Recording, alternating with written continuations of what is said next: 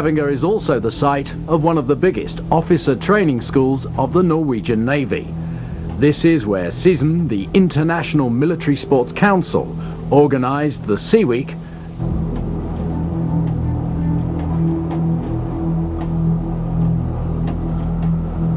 Well, Mendoza made it look easy. This man was one of the favourites. He's the Swede, Nicholas Fagrell, and he's tackling the last two obstacles here. Still looking for his first title. He's 29 years of age. He's finished second twice and third twice in this Naval Pentathlon, and he's given his all to win here in Stavanger, and his time will be 2:02.26, and as you can see, that's a fair distance behind Mendoza. I think I had a pretty good race. Not as good as I could have had, but good enough. Well, was it good enough? Because here's one of the other great favourites, the Swede Jonas Bergabo. He's hurling his grenades at the door, and this is how easy it is to make a mistake. He thinks he's got all five through. He runs off towards the door, but in fact, he didn't get the last one through. It went over the top. The judge raises a red flag. He has to go back and lose his... At the start of this event, all eyes are on the Swede, Jonas Bergabo. He has a 3-metre dive, and you can see how far ahead he was even at that stage. 3 metres into the water, and then 20 metres swimming underneath the water, and he has to come up behind the black line. Then the next 25 metres have to be covered in the crawl. Bergabo is a real ace at Naval Pentathlon. He was the world champion in 1987 when the championships took place in Sweden. And again in 1991 when they took place in Karachi. He's a great swimmer too. He's got his own personal best of 100 metres freestyle in 52 seconds. Look at the way his jacket and the trousers of the uniform come off. And then he's up to the surface with the dummy. Now look how they swim with this dummy, using just one arm first. This is the rescue part of the whole operation. Then he changes arms. And the idea being here that he saves the strength and distributes it across the shoulders and has a very strong leg kick. He's going for a great time, 59.6, and that's a fantastic time, but of course because of the obstacle race performance, his overall chances are not that good at all. Behind him is his compatriot Nicholas Fagrell, one of the toughest competitors. His spirits are back up again. He's highly motivated. He's also a brilliant swimmer. His personal best in backstroke over 100 metres is just 1 minute and 1 second, and as he finishes there, 59.9 for Fagrell, which is 3/10 behind Bergabo, who's leading the life-saving race results. Fagrell second, as you saw. The starting line next to Fagrell on the right of the screen is the German Leopold. Watch Fagrell closely as he gets onto that bosun's chair. He's already building up a lead. When they get to the top, 6 metres up, they have to place the dowels into the correct coloured portions of that solid flag there. And if they drop a pin, they have to go back down and pick it up again. But that's not the case for Fagrell as he races to the side of the quay and has to pull out the heavy hawser or rope. And these are all based on naval disciplines as he throws a float 22.5 metres away from the quay. It has to land in exactly the right place, and then he has to attach the weighted line with a special nautical knot. He does it so quickly that he's into the boat and rowing away before you can say reef knot. Now then, this rowing, nothing simple here. He has to really move through a slalom of buoys. So it requires skill, but he's got to keep the speed moving as well. He is powerful, Fagrell, and this event suits him right down to the ground. He's gained a huge lead already over Lee Holt.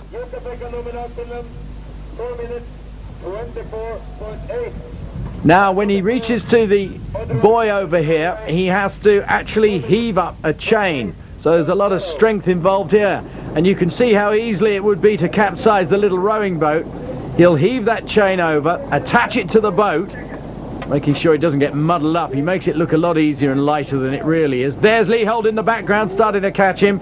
He then rows with the chain to the next buoy. And you can see the chain trying to pull the rowing boat back, so he has to increase the cadence on the rowing, get more strokes in. And the further he rows, it's a cruel one this, the tougher it gets because the chain starts to straighten out. But he's one boy ahead of Lee Holt, the German, at the moment. And he has one more task to perform. He undoes that giant shackle there, chucks that into the boat. The time's being shouted out by the marshals from the quay. And then he has a final 100-meter sprint back to the shoreline. Everybody cold when they started, hot now but very tired, all of the muscles in the body pumped up with lactic acid. He crosses the line, the whistle goes, and he has a time of 4 minutes and 8.7 seconds. So Nicholas Fregrell can now start celebrating. He's well ahead in the overall standings now, and he seems to be well into his rhythm, his confidence building. At the start line we see the current competition leader, and as I just showed you, the world record holder in this special event, Nicholas Fregrell. The first length has to be swum underwater, and the power of Fregrell's legs really standing him in good stead here. And at the end they have to pick up the rifle that weighs 3 kilos, and it has to be positioned absolutely perfectly, then back again underwater. Perfect economy of movement, off with the rifle. Now look at this, he's onto his back and just using his legs again, goes down to a depth of 3 meters under the net and then back up to the surface again. And he comes up even further ahead. Only 50 meters to go now, and Fregrell maintains fabulous rhythm.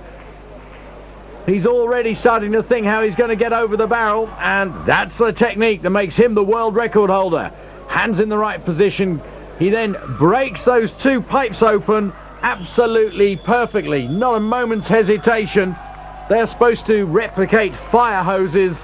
And then he's into the final 20 meters. Powerful swimming to the line. And he finishes in a time of 1 minute, 2.6 seconds. And that's just 2/10 off his own world record. At the start, Fregrell and Kaspersen. And the Norwegian feels very confident, really. Fregrell has got 79.5 seconds over Kaspersen, but this is his weak point, and you can see Kaspersen moves immediately into the lead. Fregrell has lost a lot of body weight so that he can compete well here, but his only chance really is to just keep Kaspersen in sight. Kaspersen now arrives at the shooting range. The principle is simple. It's the same as for biathlon. He has to hit the 5 targets. And that means settling down your heart rate, and Kaspersen found that really quite easily. Fregrell arrives, and Fregrell is having trouble with his final target. He only hits 4, and that's really the only hitch in the competition until he tries to reload and has problems with that as well. But he doesn't lose too much time and goes off in chase of Kaspersen one more time. Fregrell is a formidable oarsman and paddler, and he really proves it in the canoe event, where he makes some massive gains on Kaspersen, who's now only a few seconds in front. So grenade throwing. Can Fregrell make a comeback here? And yes, he does. While Kaspersen misses the 25-meter target, Fregrell takes only a few throws to succeed. And Nicholas Fregrell completes the course right on Kaspersen's heels. He follows him through the finish there and becomes tired but the new world champion after 7 years of waiting. A time of 10:18.6 is enough to confirm his title. The 29-year-old from Stockholm.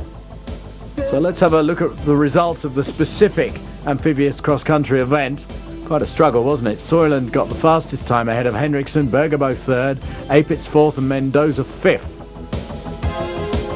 But the overall team rankings saw Sweden in the lead, Norway 2nd, Germany 3rd, Finland 4th, and a great effort by Pakistan in 5th place.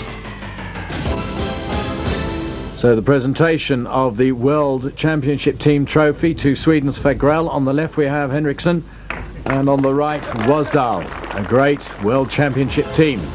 So the final rankings look like this. Fagrell out in front, Norway maintaining some pride there with Soiland's excellent performance in second place, Henriksen third, Kaspersen for Norway fourth, and Wasdal for Sweden in fifth.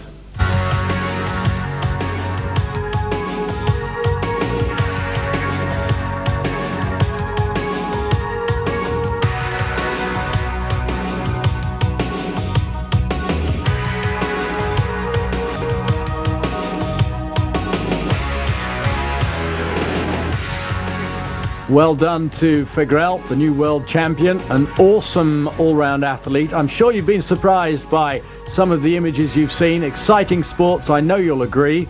And make a note in your diary, because the next time you see some military action will be the Military World Games in September in Rome. 17 sports, an event not to be missed.